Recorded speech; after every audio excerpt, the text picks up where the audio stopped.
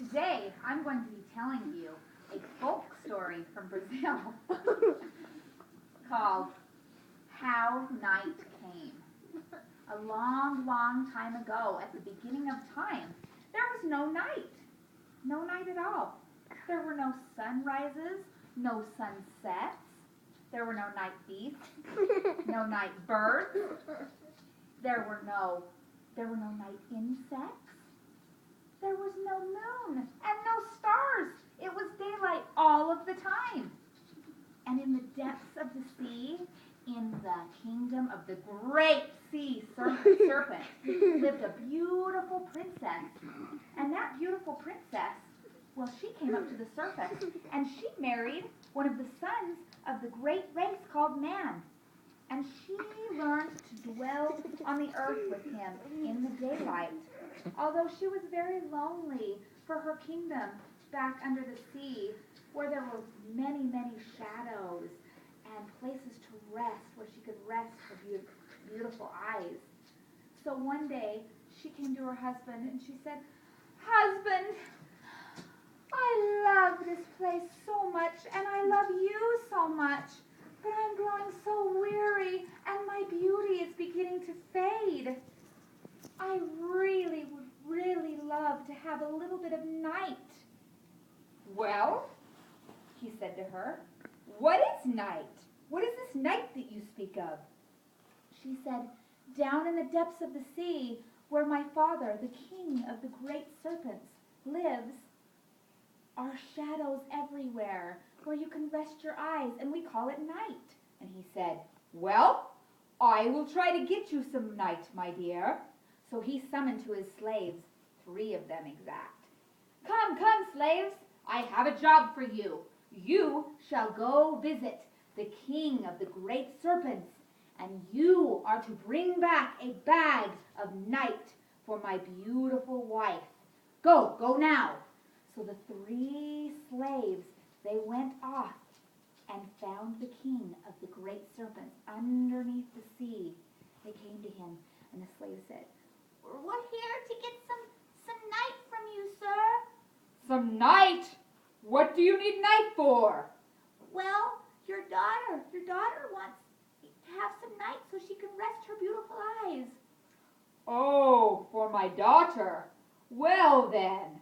He grabbed a big bag and he gathered a big ball of night, and all of the night beasts and all of the night birds from the sky and the little insects, and he put them all into this bag, tied it up, and he told those slaves, "You go take this back to my daughter, and do not open this bag until you get to her."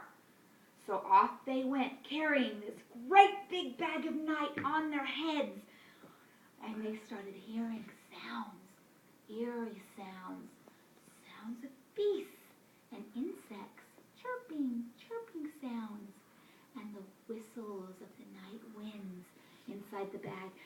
And those slaves were scared. They were so frightened. And the first slave said, "I'm going to open this bag right here. I'm not going all the way back there to her." And the other one said, "Yes, I'm afraid we shall perish whether we do it or not.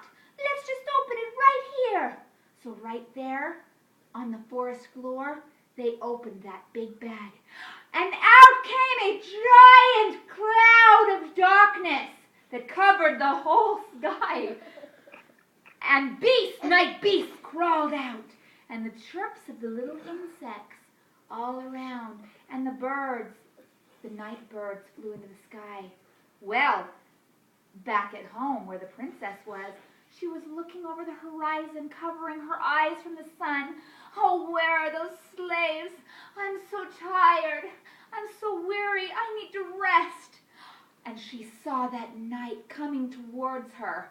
And as she stood under that big, beautiful palm tree, she thanked her father, the great sea serpent, for bringing the night. And she closed her eyes and she fell asleep there under that palm tree for a very long time. And when she woke, she felt so good and refreshed.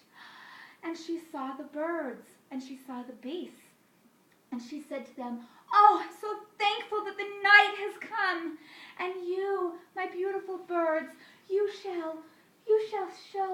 people that the early morning is coming by chirping and bringing them joy with your beautiful songs.